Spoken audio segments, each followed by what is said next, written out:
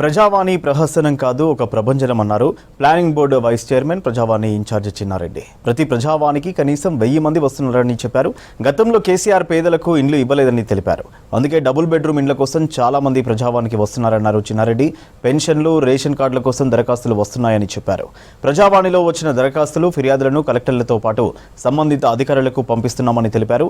మాజీ మంత్రి హరీష్ రావు ప్రజావానికి వచ్చి వాస్తవాలు తెలుసుకోవాలన్నారు చిన్నారెడ్డి. 29 నాడు నేను ఛార్జ్ తీసుకున్నా, 29. దాని తర్వాత వెరీ నెక్స్ట్ డే ఈ ప్రజావాణి కార్యక్రమానికి నన్ను ఇన్ఛార్జిగా పెడితే నాకు సీఎం గారు చెప్పారు, నీకు ఈ ప్లానింగ్ బోర్డు వైస్ చైర్మన్ ఒకటే బాధ్యత కాదు, నీకు ప్రజావాణి ఇన్ఛార్జిగా కూడా నేను పెడతా ఉన్నాను, మీరు దివ్య గారు ఇద్దరు కూడా ఈ ప్రజావాణిని నడిపించాలన్నమాట వాళ్ళు నాకు చెప్పడం జరిగింది. ఇప్పటి వరకు 92 సెషన్స్ అయినాయి. 92 సెషన్స్ అయినాయి.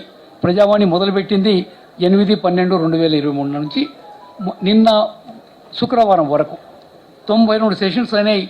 90,115 పిటిషన్స్ వచ్చినాయి. కాంప్లికేటెడ్ ఇష్యూస్ ఉండేటివే మేము రిజిస్టర్ చేసుకుంటున్నాం. అలాంటి ఇళ్ళ వాటిపైన మేము ఆన్లైన్లో రిజిస్టర్ చేసుకుంటాం.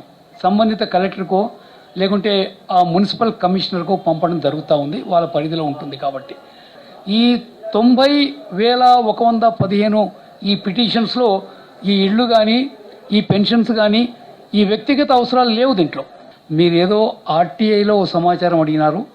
ఆర్టీఐలో మాతోనే ఉండేటువంటి సమాచారం, మాతోనే ఉండే సిబ్బంది మీకు ఇచ్చినారు.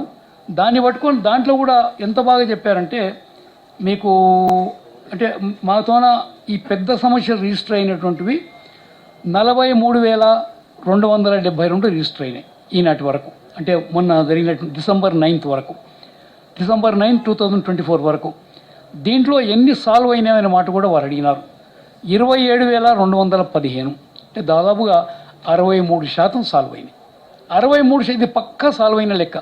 ఇది ప్రతి నోడల్ ఆఫీసరు వీళ్ళు ఇచ్చే అప్లికేషన్ పైన ఎండార్స్మెంట్ చేసి లేకుంటే ఇనిషియల్ వేసి పంపించి మళ్ళీ సాల్వ్ అయిన తర్వాత వారే సంతకం పెట్టి వాళ్ళకి తెలియజెప్పడం జరుగుతూ ఉంది. ఈ ప్రకారంగా 63% గ్రీవియన్సెస్ సాల్వ్ అయితే ఇది ఉత్త ప్రహసనమే. అంటే ఏమనుకోవాలి అంటే కేవలం ఓ మంచిగా జరుగుతున్న కార్యక్రమాన్ని పైన బురద తల్లే కార్యక్రమం తప్ప ఇంకోటి కాదు. అందుకని హరీష్ రావు గారు, కొత్త గొప్ప మీరంటే మా అందరికి గౌరవం ఉంది.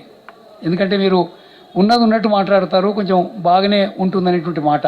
కానీ మీరు చేసిన పని చూస్తే మాత్రం మీరు కూడా రాజకీయాలకే పరిమితమైనారు, రాజకీయం చేస్తూ ఉన్నారు. మాకు ఆర్టీఐలో ఏమొచ్చిందంటే ఎన్ని గ్రీవెన్సెస్ వచ్చాయి క్లియర్గా చెప్పండి అని. సో దాంట్లో గ్రీవెన్స్ అంటే నాకు ఏమైనా తప్పు జరిగి ఉంటే అని ఆ అర్థం చేసుకొని దాంట్లో ఎన్ని గ్రీవెన్సెస్ వచ్చాయో అది విడి చేసి రాశాము.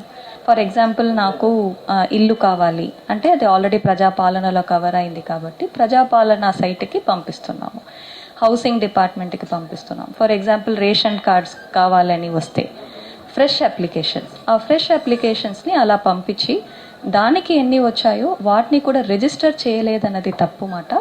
రిజిస్టర్ చేసి దాన్ని ప్రజాపాలన అప్లికేషన్గా కన్సిడర్ చేస్తూ ప్రజాపాలన వెరిఫికేషన్కి ఆ సిస్టమ్స్కి వాళ్ళ డిపార్ట్మెంట్స్కి పంపిస్తున్నాం. That is the only difference. దాంట్లో ప్రజాపాలనలో ఆల్రెడీ వాళ్ళ అప్లికేషన్ ఉంటే దాంట్లో వెరిఫికేషన్ జరుగుతుందని వాళ్ళకి ఇన్ఫార్మ్ చేయడం, ఇది మా బాధ్యత.